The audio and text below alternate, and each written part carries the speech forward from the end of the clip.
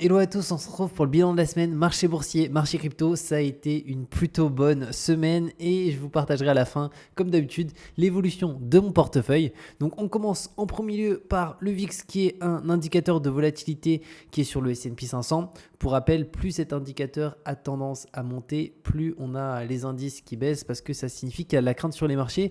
Et sur la semaine, on peut voir que c'est le VIX qui lui a énormément baissé. Donc les indices ont fait l'inverse, moins 9,71%. Sur un mois, c'est assez dingue, hein, moins 35,92%.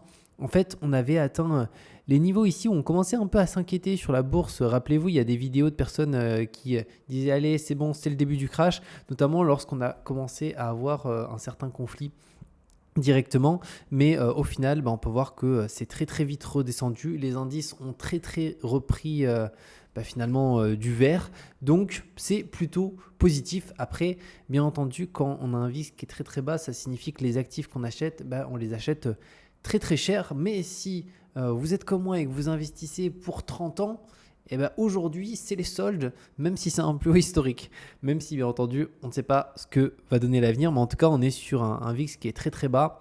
Donc en général, voilà, le marché est du coup assez cher aujourd'hui. Il vaut mieux acheter quand on a un VIX qui est à 66 comme ici en mars 2020 ou comme en 2008. Mais la réalité, c'est que même une personne qui a acheté le top en 2008, si on se met sur le S&P 500, en 2008, le top, il l'a acheté à 1500 points, donc à peu près. Donc il a fait quand même un plus de x3 en concrètement, même pas, à peu près après 15 ans. Donc tous les 5 ans, il a multiplié son capital par 2. Donc même en achetant le top, si ça corrige fort, il faut rester investi sur le long terme. On va maintenant sur le CAC 40. Sur la semaine, moins 0,53. Autant pour moi, le CAC 40 a un petit peu baissé cette semaine. Moi, c'est vrai que je ne suis pas du tout investi sur le marché français. Depuis le début de l'année, il est à combien? Il est à 8,45. Ça reste très très sympa. Le S&P 500 sur la semaine 1,34, ça fait extrêmement plaisir. Depuis le début de l'année, on est à 11,82. Sur un an, 26,51. C'est vraiment phénoménal la performance de cet indice boursier. Si on passe maintenant à la map du S&P, qu'est-ce qui a tiré la map vers le haut? On a quelques GAFAM qui ont bien performé, du Apple ici quasiment plus 4, Google quasiment plus 4. Nvidia presque plus 3, Microsoft plus 1 et Tesla aussi qui a repris un tout petit peu du poil de la bête, plus 5 cette semaine. Donc actuellement elle est à 177$ l'action. Si on va au niveau des actualités qui vont avoir lieu, concrètement ce dimanche, alors je ne sais pas si c'est une erreur du site Trading Economics, mais visiblement il y a un discours de Powell ce dimanche, ce qui paraît bizarre, mais donc à voir si ce n'est pas une erreur. Mais sinon, concrètement, on n'a pas grand-chose qui vont avoir lieu au cours des prochains jours. Ça va être surtout en juin où on va avoir pas mal d'actualités, que ce soit sur l'inflation aux US, etc. Parce que là, on a des résultats de l'inflation, mais notamment au Royaume-Uni. Donc, ce n'est pas forcément ce qui est le plus regardé. C'est en priorité les US pour les marchés. Maintenant, notre euro-dollar, l'euro sur la semaine, très très bien, 0,88. Donc pour l'instant, tout va bien. Sur 6 mois, il est quasiment neutre. Sur un an, il est neutre. Donc voilà, on reste un peu dans ce range ici. On va suivre de toute façon ce que ça va donner. Mais bon, l'idéal, ça serait de ne pas retourner au niveau de cette parité euro-dollar et de casser un peu ces niveaux-là à 1,12, etc. pour aller potentiellement plus haut vers des niveaux bien au-dessus.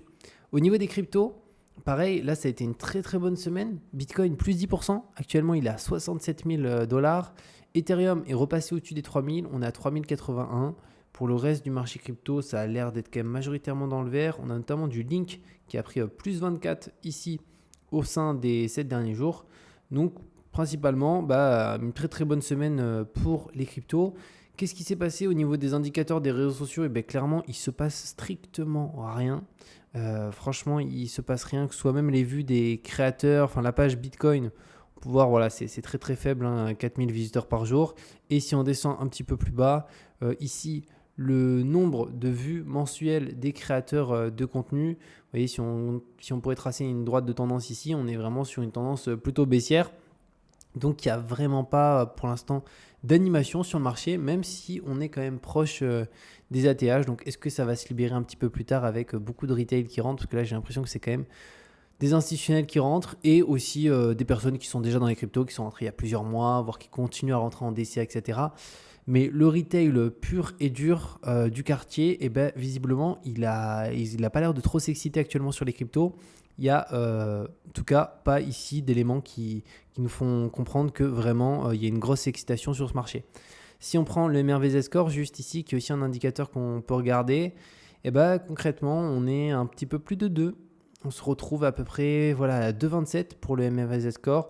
Donc ça nous donne une idée un peu des pics de marché. Jusqu'à aujourd'hui, ça a très très bien marché. Les zones vertes ont toujours été des zones d'accumulation top. Ici, on avait du Bitcoin du coup à 17 000 et quelques dollars. Et sur les pics, c'était les tops de marché au sein des précédents cycles. On peut voir par contre que cet indicateur il se compresse de plus en plus, donc on pourrait peut-être arriver on est sur un top de marché et qu'on suit cet indicateur et qu'encore une fois le passé prédit l'avenir, ce qui n'est pas toujours le cas. Potentiellement un top de marché, on pourrait être allé à 5, potentiellement du 5 à voir, mais en tout cas on serait normalement pas plus haut. Donc c'est quelque chose qu'il faudrait voir, mais en tout cas on n'est plus trop sur des zones d'accumulation hyper intéressantes. Mais en DCA, c'est toujours quelque chose qui se tente. Ça dépend de son horizon d'investissement. Si vous investissez sur du Bitcoin pour, même pas ce cycle, mais pour potentiellement 10, 15 ans, 20 ans, vous protéger d'une chute de toutes les devises, etc. Franchement, c'est toujours intéressant pour moi cet actif, même si ce n'est pas un conseil en investissement.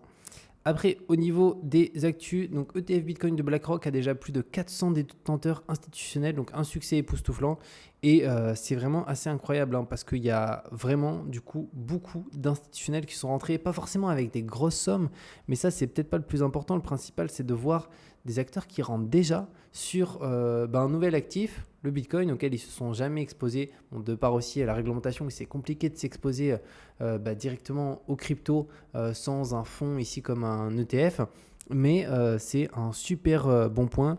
On peut voir ici, on a Millennium Management, donc eux ils gèrent 64 milliards de dollars d'actifs, donc c'est pas un petit truc, c'est un vrai fonds ici, et ils ont déclaré pour posséder plus de 844 millions de dollars de iShares Bitcoin Trust de BlackRock. On peut voir c'est plus de 1% concrètement de un peu leur supply, quoi. Enfin c'est plus de 1%, donc c'est quand même très très très important, et l'ETF a été lancé il y a même pas un an. Donc on a des institutionnels, des gros fonds qui rentrent directement à travers cet ETF, mais à travers les autres ETF qui sont présents aussi, parce qu'il n'y a pas que celui de BlackRock, il y en a d'autres.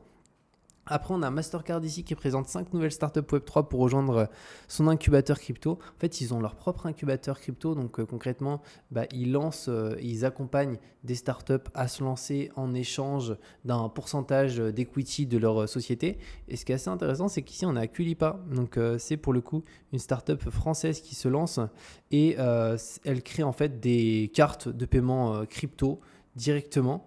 Et après, il y en a aussi d'autres.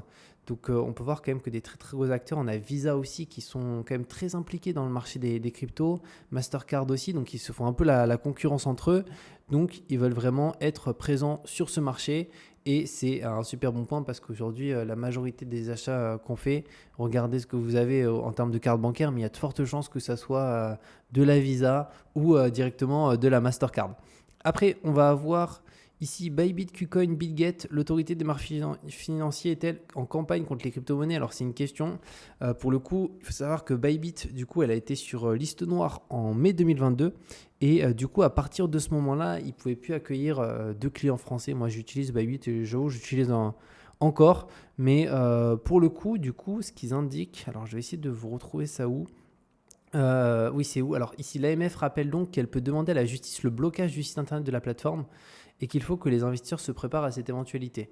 Donc c'est pour, bien entendu, le public français directement. Après, si vous vivez ailleurs de France, normalement Bybit ça fonctionne. Mais du coup, il faut quand même faire attention à ça.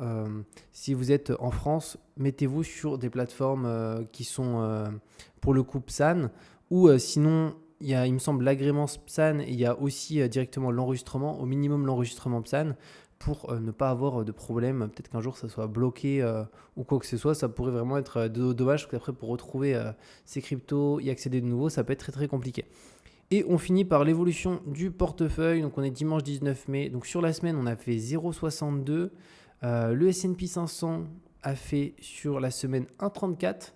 Donc je ne sais pas pourquoi il y a une telle différence parce que je suis investi sur le S&P 500, mais en fait ça dépend des semaines, j'ai l'impression. Est-ce qu'il m'a mis la journée de clôture? Oui, je crois que c'est bien ça. Après, si on regarde depuis le début de l'année, je suis à 12,59. Le S&P 500, il est à 11,82. Là, je suis un petit peu plus haut parce que j'ai essayé d'acheter à chaque fois qu'il y a des points bas, même si j'essaye pas de timer. Dès que je vois que ça baisse un peu, j'essaye de mettre un peu de billes. Et ensuite, sur un an, on est ici à 26,51. Et je crois que je suis à peu près au même niveau. 27,76. Bon, on a un peu plus d'un point de surperformance, mais bon, sur long terme, ça va s'équilibrer et je pense que j'aurai exactement la performance du marché parce que je suis vraiment sur un ETF SP500 avec extrêmement peu de frais. Je crois qu'on a 0,03%, un ETF de chez iShares, donc BlackRock. Donc voilà, par rapport à cette vidéo, les amis, je vous mets 2 autres vidéos qui s'affichent à l'écran. N'hésitez pas à aller les voir et on se retrouve de toute manière cette semaine pour de nouvelles vidéos.